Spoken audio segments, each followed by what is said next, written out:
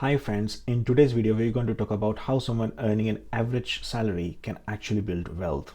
So let me show you the actual numbers published by Office of National Statistics in April 2024.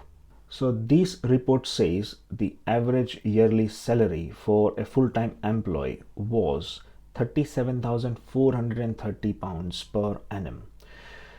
And that was, we are talking about in April May 2024, but right now after 1 year it should be roughly around £40,000. And let's say it's £40,000, or if you happen to live in southeast, then that could be close to £50,000 per annum. If we take £50,000 as a starting point, then the real question here is, how can a family of four build assets in a realistic way, especially if only one person is working? Now, everyone's household expenses and budgets are different, so we won't get bogged down in exactly how to spend our money, but generally most of our money goes towards food, shelter and clothes, and not to forget lifestyle inflation, which means our spending increases in line with our income. Yesterday, a friend of mine said, "Mate, your budgeting looks so good on the Google Sheets, or it might work on the paper, but the reality is totally different because food prices have gone up by 14%. Mortgage rates are higher than they should be. Even after installing a new heat pump, my energy bills have skyrocketed like crazy. And not to forget that my water supply company have also increased prices by £12 each month. So are you seriously saying that we can still build wealth?" And my answer to this question is yes, we can still build wealth. Not overnight, unless we rob the bank, which we won't do that. But slowly and steadily, yes, we can still build wealth even we are not earning six-figure income. And the way to do that is setting up our own strategy, being mindful of how we are spending our money on, figuring out how we can create an extra income, and the last part is how we are staying focused towards our long-term objectives. For these to work, practically we need a mindset shift on how we think about our money. One of my best friend in India, Aditya, gave me this book, Rich Dad Poor Dad, when we both were studying in the same college doing BBA, Bachelor's in Business Administration. I didn't read this book back then, but finally I did when I did my MBA over here in the UK.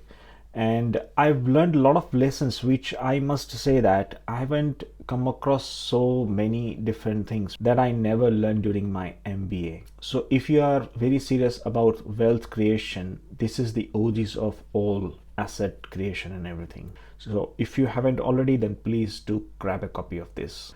I'm not going to do a full review of this book, and this is not the topic of this video, but the main objective of showing this book is, if you read it, then you would realize that this is all about financial literacy and understanding what is asset and what is liabilities. So just wanted to show you that this is a book which has changed my life. This book talks a lot about property investing, but you can apply the same principles and same ideas into different fields, such as if you would want to invest in ETFs, such as buying stocks or businesses. Basically creating assets, which equals wealth, because assets works in our favor. Even Warren Buffett also said that if you don't find a way to make money while you sleep, you will work until you die. Now it's important to understand that people, those who have invested in property and have achieved successes, will talk more about property investing. There is absolutely nothing wrong with any of these strategies, but the important point is you must have a clear understanding and a clear strategy. Just to make it simpler to understand that how you can build wealth over the next 10 or 20 or 30 years. A simple example could be by just investing £500 each month. So we'll use our famous 3 ETF strategy portfolio here. So here we'll pick 3 different ETFs that don't overlap too much and give you a good diversification. To make this even easier and simpler, I've created a dedicated ETF selector tool which you can use, and I've also made a separate video on how these things works. I'll put a link into this description so you can watch this video later. This 3 ETF strategy is just a one way to build a decent portfolio over 20 to 30 years time. But if you happen to have an extra cash, let's say around 50,000, 60,000 pounds, then you could also invest into UK property market, just having a rental property. That is also a popular strategy in the UK. And if you don't want to take any sort of risk, then what you can do, you can put some cash into your savings account, preferably high yield savings bank account, and through interest you can earn some money. That's also a passive way of earning some money. In the UK, a lot of people also do that. And if you have any skills such as music or mathematics, then also you could teach some students and you can earn passively through side gigs. So the clear strategy, a long-term commitment, and for long-term horizon, it's best to start today, because in order to achieve compounding effect to your investments, it's always best to start early. The more you understand about money, the better decisions you can make.